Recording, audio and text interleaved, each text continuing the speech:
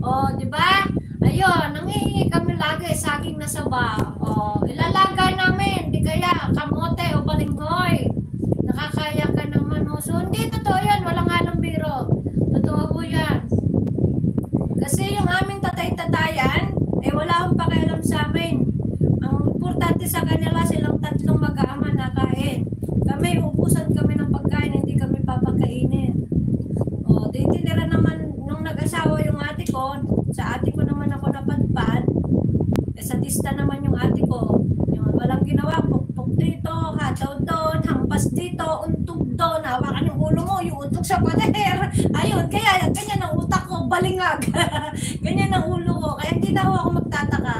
Kasi sa sobra ding dinanasan kong kalupitan ng ate ko, kaya hindi na rin ako magtataka na alog ang utak ko. Naalog yung utak ko. Sa sobrang tinanas ko din. Pero kahit ganun po ang naranasan ko, guys, hindi naman, syempre, napagkukwento, pero yung galit, wala na yun. Hindi naman ako nagtatanim ng galit, guys, kasi kung galit ako sa kanila, hindi sila makakahingi ng tulong sa akin pag sila nalapit. Pero dahil hindi ako galit sa kanila at mahal ko sila, kasi kapatid ko sila, ayan, mahal ko sila, kapatid ko sila, nanay ko siya, mahal ko siya, di ba? Yung tatay nga namin na walang kwenta ay sumalangit na ang kaluluwa. Yung tatay nga namin na hindi nagpakatatay sa amin, minahal namin pinaliping pa namin dito nanay pa kaya namin na nakasama namin, di ba? No. Kaya mahal ko ang mga kapatid ko, mahal ko nanay ko, yan. Mahal ko sila, kaya hanggang sa abot ng aking makakaya, pag may naitutulong ako, tinutulungan ko sila. Minsan hindi lang may iwasan, guys, talaga may kwento, pero hindi ibig sabihin kinukwento ko, galit ako. Dati pag ako nagkukwento, naiyak pa ako Siyempre, part na yan ng buhay natin, hindi may iwasang magkwento. Pero mahal ko sila, kasi pamilya ko sila. Dahil sabi nga, kahit anong sama ng magulang mo pa rin sila. Kundi dahil sa kanila, hindi mo mararanasan yung mga yan, kung ano man ang naranasan mo, kung ano man ang narating mo, hindi mo mararating yan kundi dahil sa kanila. Nabuhay nga ako ng ganito, sabi nga nila, kung pinabayaan ka, hindi ka mabubuhay ng ganyan. O, diba? O, kaya nagpapasalamat pa rin naman po ako sa Panginoong Diyos. Ayan, diba? Kaya mahal ko nanay ko, mahal ko ang mga kapatid ko, yan, maski nga mga pamangkin ko, mga palusot, mahal ko yung mga yan, yung sa napapagalitan ko, kasi nga mga pasaway, pero mahal ko sila, biktima sa masalimuot na nakaraan. Kung talagang hindi natin maiwasan yan, may kanya-kanya tayong pinagdadaanan, katulad ng ating isang kaibigan, di ba?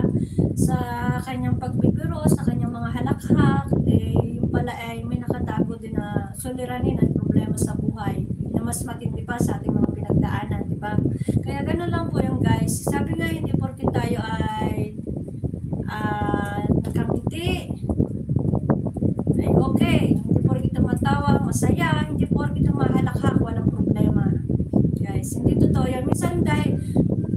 Minsan ikinukubli ang ating mga problema sa pamamagitan ng pagtawa, sa pamamagitan ng halakhak.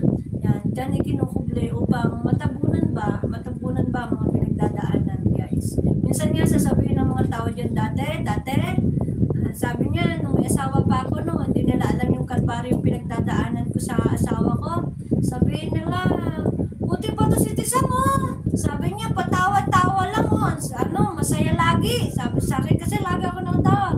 Pag may bumati sa akin, ngingitian ko. Tapos pag may nakita ko, ngingitian ko. Tatawa ko. Sabi niya, buti pa si Tisa mo, laging masaya. Sabi niya, walang problema sa buhay. Sabi ko, yan ang akala nyo. Marunong lang ako magdala. Tapos nalaman nila, isang araw, hiwalay na ako sa asawa. Sabi niya, Tisa, mabait-bait ang asawa mo, bakit kayo walay? Sabi ko, kung mabait ba yun, maghiwalay ba ako? Sabi ko, hindi kasi kayo nagsasama sa isang bubong Sabi ko, hindi kasi kayo nagsasama sa isang bubong, kaya hindi nyo, kaya nasasabi nyo yan.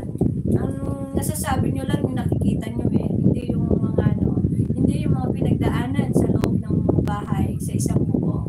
Yan naman talaga ang buhay, guys Hindi naman natin malalaman ang kwento ng buhay ng bawat isa kung hindi magkukwento. Ngayon, totoo man o hindi,